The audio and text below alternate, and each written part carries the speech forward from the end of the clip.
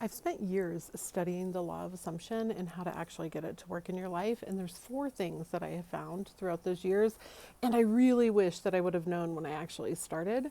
The first being the main thing that you need to know is what you actually want, not just the desire, but like truly, what does that outcome look like? What does it mean for you to have this desired outcome or this wish fulfilled? The second one is how would that look within my life? If I was trying to change my life quickly, right? Like I wanted to do a drastic change within like 30 days, sometimes even less, I would sit down and say, okay, this is what I want. If I had this thing, this is what it would look like, right? Like, this is the type of person that I would be. This is how I would spend my time. This is how I would present myself when I walked into a room. This is how I would carry myself. When I was doing anything, it would be to be this person. This is how I would behave. This would be how I would present myself to the world. And I would know that without a doubt. And then the third would be to know actually how to focus on that person. Every day I'd be asking myself, is my current action aligned to who I want to be? Is it actually in opposition of who I want to be in this ideal person? If I go to bed tonight, how am I going to feel? How do I want to feel when I go to bed? And repeatedly go back to this intention and focus. That would be the other one.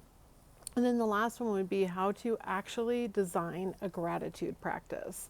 So, a true gratitude, not this fake positivity, toxic positivity stuff, but how can I truly feel good about the life that I lead and the things that I'm doing? So, those would be my first four steps.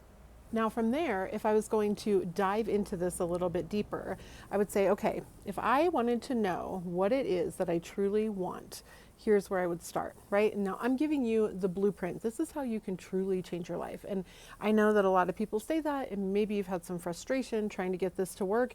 I firmly believe this is the truth. It'll help you out. If you can figure this out, you got the world figured out. And I'm also going to tell you, just because you can't do it with everything, or you find areas that are frustrating or more difficult, doesn't make you a failure, doesn't mean anything, just means some areas maybe you have a little bit more emotional baggage than others, and it's really not that big of a deal. Trust me, I have my own areas that are a little bit more difficult for me or took me longer to understand. There's nothing wrong with that. But if I wanted to figure out, okay, what is it that I really want? What is the life that I want? What is this desired outcome? What would the solution look like? You could think about it a couple ways. Either you could look at a problem and say, okay, if I had the solution to this problem, what would that look like? What would this version of me that was living out this solution actually look like? I hope that wind isn't making too much noise on my microphone. So that would be the first step. Or you could just say, okay, if I knew for a fact that I only had 1 year left to live, what would I start doing? Right? When I asked myself this question, I said I would start experiencing more. I would find ways to have happiness in my every single day. I would make sure that I was more present in the like person to person relationships that I have, whether that's with my spouse, my coworkers, my friends, my children, anybody that I was interacting with. I would want to be more present with them. And then I also said I would add more things that I enjoy. So it kind of goes back to the happiness, but like, how can I add more happiness to my day? The next question would be, okay, if I knew I only had 1 year left to live, what would I stop doing? And oh my gosh, my list was so freaking long. I'm not kidding, it was so long. So I would stop mindlessly scrolling my phone, which I'm going to be completely transparent. That is something I have to work on every single day, all day. It is not easy. Like, I scroll my phone, I catch myself like, what are you doing? Like, this doesn't even make sense. I'm not even enjoying myself. What am I doing? But I would stop scrolling my phone so much. I would stop talking poorly about my own body. That was something that I had found I was doing. Like, here's this remarkable body that I have. I'm absolutely beautiful, in my opinion, right? I think I'm a beautiful woman. I feel good about my body, and I would still put it down over these like other little parts. My body brought 3 beautiful children into this world. I love every ounce of this body. Like, good job, higher self, for picking this one out. It moves, it walks, it does a good job, right? And I needed to recognize that. So I needed to stop being so mean to myself. And in ways I didn't even realize, right? It was like self-deprecating jokes, or just like looking at myself getting dressed, pinching like parts of my stomach. I'm like, what are you doing? Stop treating yourself like that. I'm a little worried about the wind. We'll see how it goes. And then the other one is to say, okay, how do I want to feel when I go to bed? And for me, I wanted to feel this like sense of awe, like, man, what a great day. Like, I don't know what emotion that would be, but I knew that when I went to bed, I wanted to be like, yes, I had a good day. And I also knew I wanted to help other people. So that was something that I built into mine. And I knew then that my desired outcome was to start sharing information of how to help others and live a life that I enjoyed a lot more, be more present with my family, spend more time seeing the beauty of the world, do things that I truly enjoyed. Like, that was the way that I wanted to spend my time. And it was very, very important to me to be able to build that into my life. So then at that point, I knew what the solution was. The solution was to own my own business. The solution was to help others and to reach out to them and to share information. That was what my solution was. And that's what I work on. So I'll explain that here in just a little bit as well. So then the second part is figuring out, okay, I know what I want. I've got that figured out. What does this actually look like? And you can sit down any way you want. You can either do it on like a mood board, a vision board, you can write it out, you can script it. You can just think about it, whatever you want to do. But think about, how would I show up if I was this person? If I had this, what are the things I would be doing? And one that I actually recently came to myself, and I'm like, you want to be helping people, but I'm going to be honest, I'm sure you've picked up on this if you're a follower of my channel, I'm not overly consistent with my content. I'm like, well, if you're going to help people, you actually have to start sharing the content on a more regular basis. Like, why are you not doing that? And that's for a whole other video of like figuring out why are you not doing that. But what I said is that person would show up with content repeatedly, either the podcast or from my Instagram channel or from my YouTube channel. Like, I need to be sharing the content. I need to say, hey, this is the ways that you can change your life. I found it changed my life. I found that it worked for others. Here's how you can change your life. And you can do that in many different ways, right? But just write out, what are the things that you would be doing?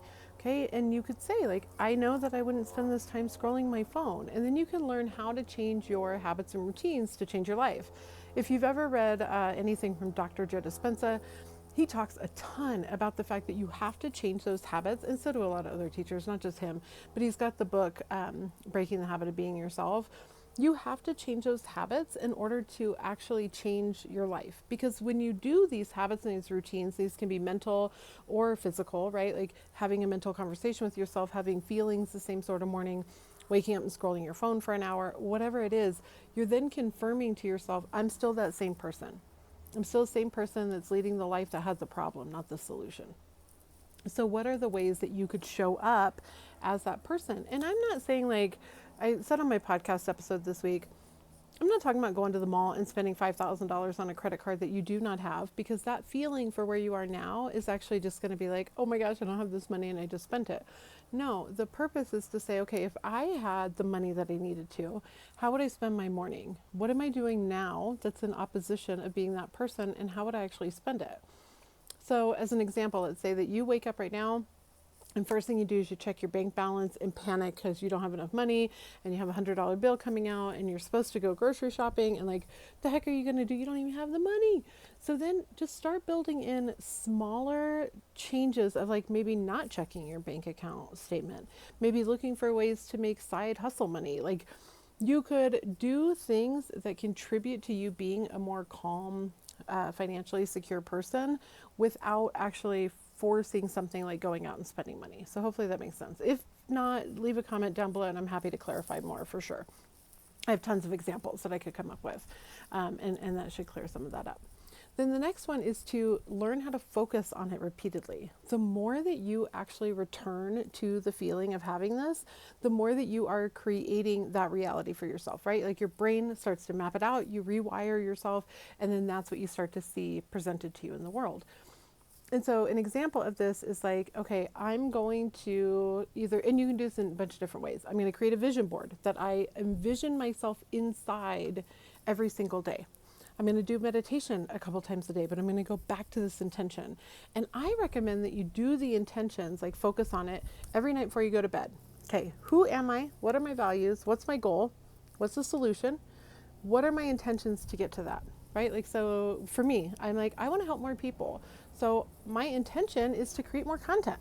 So how can I show up tomorrow creating more content? And I'll write an intention. Like, I intend to film a YouTube video today, which was actually my intention last night, and I'm doing it right now. So it's like, I intend to do that.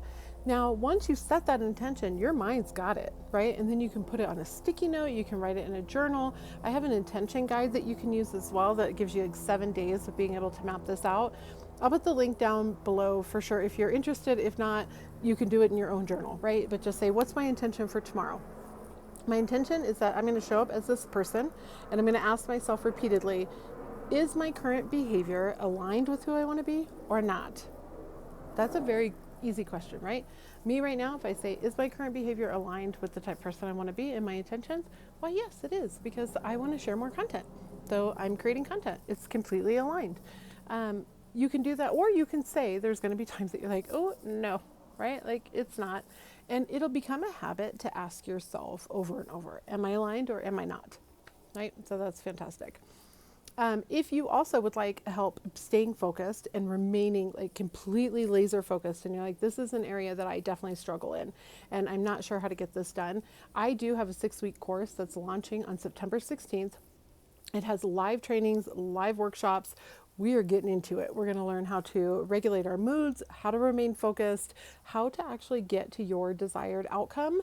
And it's all 6 weeks. You will have access to ask questions. You'll have access to PDFs and journal pages. It is, I'm so excited about it because I think intention and remaining focused is such a huge area for so many people. So this should be great. And having the live training definitely helps. You'll have access to ask your own questions. We can definitely get into nitty gritty of stuff. I'm super excited about it. So I'll leave the link for that down below. It's called Focused and Thriving. It's your practical guide to life transformation. So everything that I share is practical. There's definitely woo-woo. I believe in it. Like I said, this is about law of assumption, law of attraction.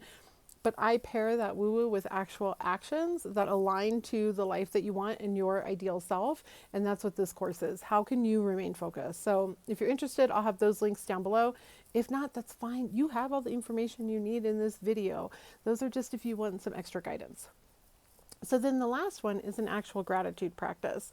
If you've been a follower of mine for a while, I always promote daily joys, which are my favorite. I love them. So a daily joy is a list that you just write out of things that you enjoy doing, right? It can be like taking a bubble bath, that first cup of coffee in the morning, which I talk about a lot because I love coffee, walking the dog, smelling some roses, swinging at a park, going sledding, taking a bike ride, driving with the sunroof open. I really like that one too. Sitting out in the sunshine, calling your mom. The list goes on and on and on. And every day you make a conscious effort to say, I'm going to do one of those things, at least one, right?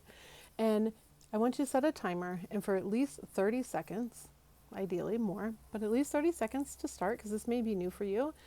I want, while you're doing your daily joy, to focus on how you actually feel. What are the physical sensations that you have right now? So like when I drink my coffee, I'm actually sitting out on my front porch. It's one of my favorite spots in the whole wide world. And I like to sit here in the morning and drink my coffee and read my book and write out my gratitude list. And when I sit, I like stop and I close my eyes and I think, how does it feel right now, physically? So I think about the sensation in my nose as I smell my coffee. I will notice the feeling on my lips as the coffee, like the warm coffee hits it, what the taste is on my tongue, and then how it feels like actually going down my throat. And when I tell you, it gives me chills to do these daily joys. Like when I do the bubble bath, which is so nice, I light a candle.